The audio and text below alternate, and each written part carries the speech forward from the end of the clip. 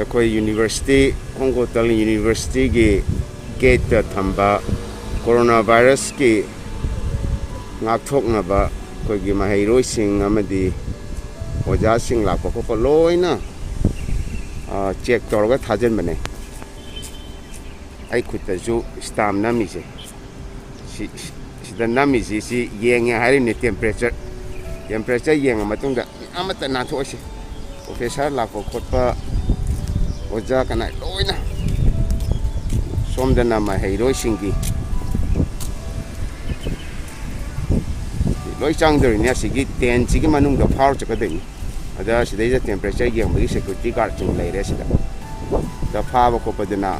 Temperature ꯋꯥꯡꯉꯒꯅ ꯃꯣꯏꯗꯤ doctor ꯇꯧꯔ ꯊꯥꯈꯤꯕ ꯁꯣꯝꯗ ꯂꯣꯏꯅ ꯁꯤ ꯑꯩꯈꯣꯏꯒꯤ ꯌꯨꯅꯤꯚꯔꯁꯤꯇꯤ ꯒꯦꯠꯅꯤ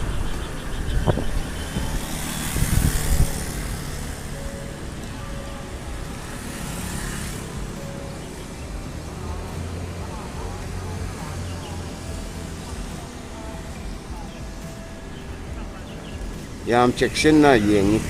ꯁꯤꯗꯩꯗ ꯇꯥꯏꯋꯥꯟꯗ ꯃꯁꯤ ꯑꯩꯈꯣꯏ ꯁ꯭ꯀꯨꯜꯁꯤ ꯈꯛꯇ ꯅꯠꯇꯦ ꯑꯇꯣꯞꯄ ꯌꯨꯅꯤꯚꯔꯁꯤꯇꯤ ꯁ꯭ꯀꯨꯜꯁꯨ ꯂꯣꯏ ꯇꯧꯕꯅꯤ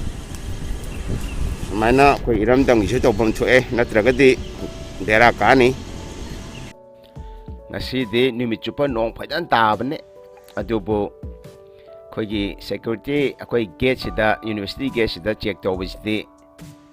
ꯇꯣꯛꯇꯦ ꯊꯥꯕ ꯌꯥꯗꯦ ꯄ꯭ꯔꯣꯐꯦꯁꯔ ꯑꯣꯏꯒꯦꯔꯥ ꯃꯍꯩꯔꯣꯏꯁꯤꯡ ꯑꯣꯏꯒꯦꯔꯥ ꯑꯦꯅꯤ ꯃꯤ ꯂꯥꯛꯄꯗ ꯃꯃꯥ ꯃꯄꯥ ꯑꯣꯏꯔꯁꯨ ꯂꯣꯏꯅ ꯆꯦꯛ ꯇꯧꯕꯅꯤ ꯑꯃꯠꯇ ꯊꯥꯗꯅ ꯌꯥꯝꯅ ꯆꯦꯛꯁꯤꯟꯕ ꯍꯥꯏꯇꯥꯔꯦꯀꯣ ꯇꯥꯏꯋꯥꯟꯁꯦ ꯃꯁꯤꯅꯅꯦ ꯑꯩꯈꯣꯏꯅ ꯀ꯭ꯂꯥꯁꯀꯁꯦ ꯇꯧꯕ ꯉꯝꯃꯤꯕꯁꯦ ꯅꯠꯇ꯭ꯔꯗꯤ ꯑꯩꯈꯣꯏ ꯀ꯭ꯂꯥꯁ ꯇꯧꯕꯁꯦ ꯀꯤꯔꯅꯤ ꯁꯤꯅ ꯑꯩꯈꯣꯏꯒꯤ ꯃꯦꯟ ꯀꯦꯝꯄꯁ ꯍꯥꯏꯇꯥꯔꯦ ꯃꯊꯛꯇ ꯂꯩꯕ ꯑꯩꯈꯣꯏ ꯁꯤꯗꯩꯁꯤꯗ ꯑꯩꯈꯣꯏꯒꯤ ꯗꯤꯄꯥꯔꯠꯃꯦꯟ ꯇꯣꯉꯥꯟ ꯇꯣꯉꯥꯟꯕ ꯗꯤꯄꯥꯔꯠꯃꯦꯟꯁꯤꯡ ꯑꯃꯗꯤ ꯀ꯭ꯂꯥꯁꯁꯤꯡꯁꯤ ꯁꯤꯗ ꯂꯣꯏ ꯂꯩꯔꯦ ꯆꯤꯡ ꯃꯊꯛꯇ ꯂꯩꯕꯅꯤ ꯌꯥꯝꯅ ꯏꯪꯅ ꯇꯞꯅ ꯌꯥꯝꯅ ꯐꯖꯩ ꯃꯐꯝꯁꯨ ꯃꯍꯩꯔꯣꯏꯁꯤꯡꯁꯨ ꯀꯥꯈꯠꯂꯛꯄꯗ ꯑꯗꯨꯝ ꯑꯦꯛꯁꯔꯁꯥꯏꯖꯁꯨ ꯇꯧꯔꯦ ꯍꯥꯏꯇꯥꯔꯦ ꯁꯥꯖꯦꯜ ꯇꯧꯔꯦ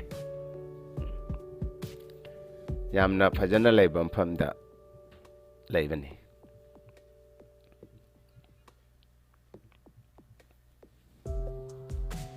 ꯆꯤꯡ ꯃꯊꯛꯇ ꯆꯤꯡꯅ ꯂꯣꯏ ꯀꯣꯏꯁꯤꯜꯂ ꯂꯩꯕ ꯍꯥꯏꯇꯥꯔꯦ Start again. Unit 9 Adventures.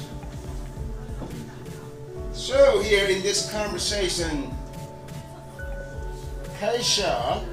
and Vince are talking about having a trip,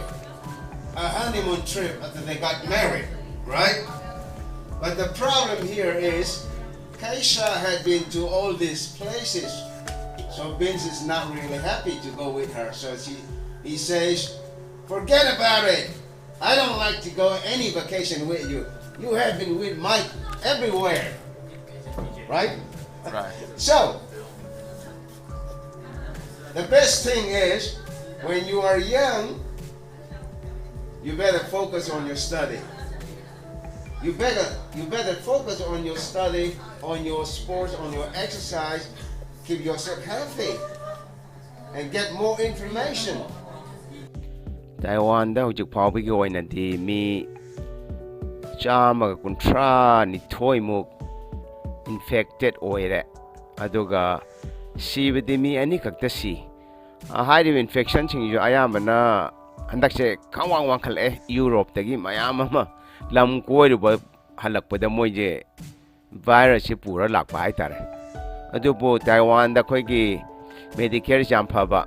hospital phaba layeng ma jam phaba dagi khoigi cheksin tharangi yam ningthina lokhatpani na koina class ka je adum yamna nena tana kidana tawbanga me haitare aduga mask sijinna bisi jo khoi adum Taiwan je dum hainai masima akhoi iramdam kanglai pak ta su tohonningi cheksin tharang lakhot haningi tambangam de punchi si ayam punwa puthagat chari video asibu yang bibui damak